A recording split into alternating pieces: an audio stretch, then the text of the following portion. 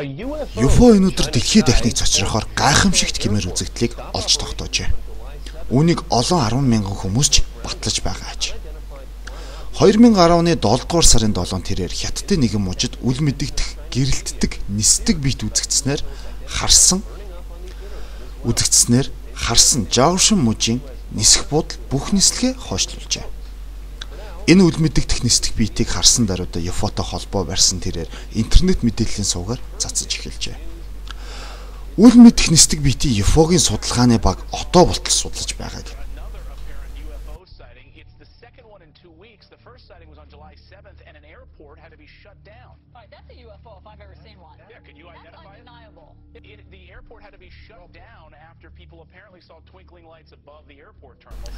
Хятадын их сурвалжаас мэдээлж байгаагаар энэ явдал дахин давтагдаж өнөө өглөөний нислэг дахин хойшлогдсон гэж мэдээллээ.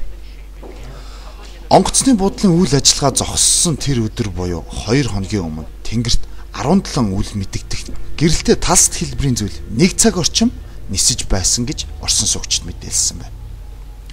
Судлаачдын хэлж байгаагаар бид одоохондоо энэ талаар мэдэхгүй байна гэжээ.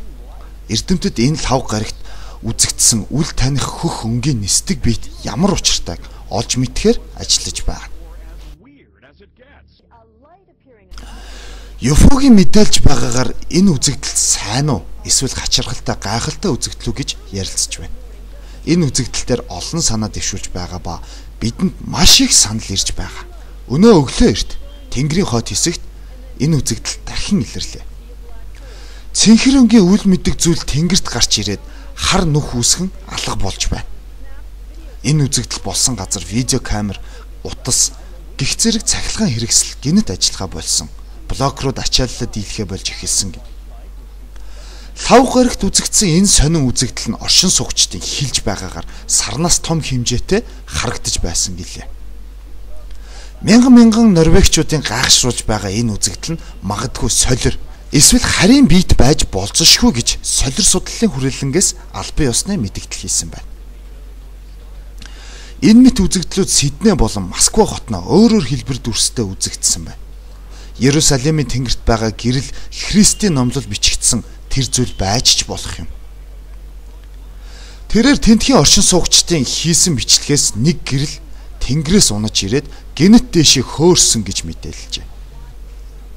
Ингээд Иерусалим дахь UFO-гоос мэдээлэл авахад бидэнд байгаа дүрс бичлэгүүд өөр төрлөх гэдэг нь тогтоогдсон юм. Гэхдээ нэг зүйлийг хэлэхэд тэд зэвсгэлсэн биш гэдгийг бид хэлж чаднаа. Хэмээн мэдээлэлээ үргэлжлүүлжээ. What was in the skies over Jerusalem and why did it stop over one of the most treasured sites in Christianity?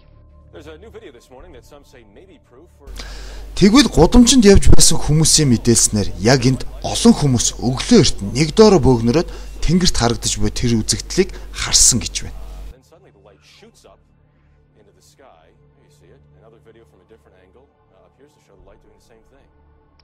Энэ талаар ард иргэд UFO-гоос мэдээлэл авна гэж хэлж байгаа ч бид үүнийг юу гэдгийг мэдэхгүй байна. Энэ нээж олсон зүйл бидэнд их ойрхон байна. Тиймээс Америкчууд бид засгийн газраас мэдээлэл өгөхийн өмнө дэлхийн бус соёл иргэншлийн иргэн их дэлхийн хүн төрөлхтөнтэй холбоо тогтоохоос өмнө өөрсдийгөө үүнд бэлэн болгох хэрэгтэй хэмээн мэдээлжээ.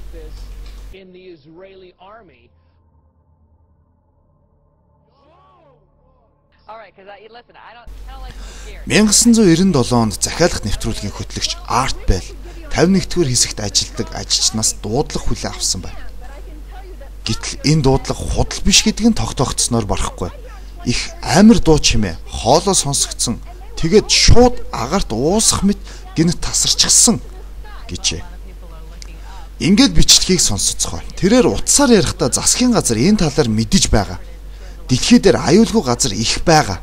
Харийнхан бүрэн зэвсгэлсэн. Тэд бүгдийг нь устгах төлөвлөгөөтэй байгаа гэж хэлжээ. Утасны ярианаас үзэхэд энэ бүгд хачин жигтэй зүйл. Яг юу болох нь удахгүй бидний өмнө тогтоогдсон дэлгэгдэх байхаа.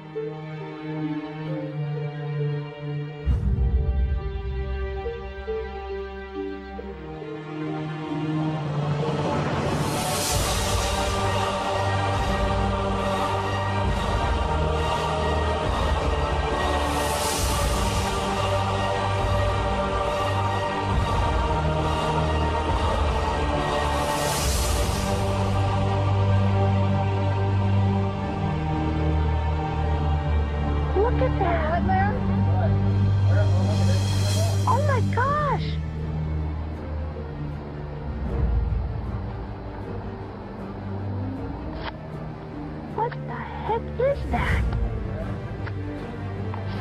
What is that? Look at the joint. Oh my gosh. Disclosure is very close, and the American people need to prepare themselves very soon for an announcement from our government that there is, in fact, extraterrestrial presence engaging this planet and the human race.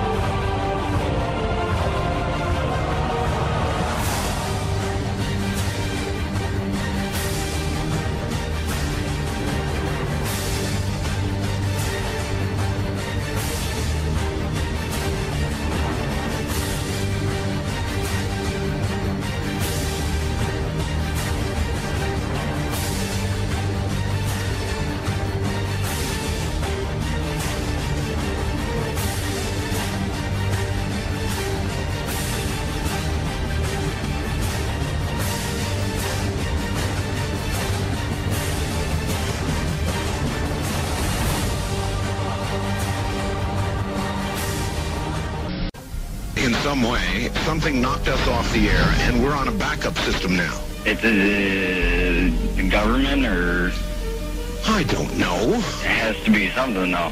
Well, did you hear? Now, you tell me because you were listening. That was awful strange. There was a really weird guy on the air when it went off? Yeah, real weirded out.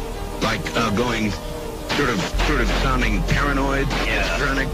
Like crying and everything. Yeah. Yeah. And how far into the conversation was it when it went off?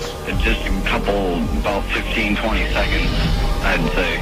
Oh, you Like that. guys you really missed a call then, and I've got a feeling somebody didn't want you to hear it. Yeah.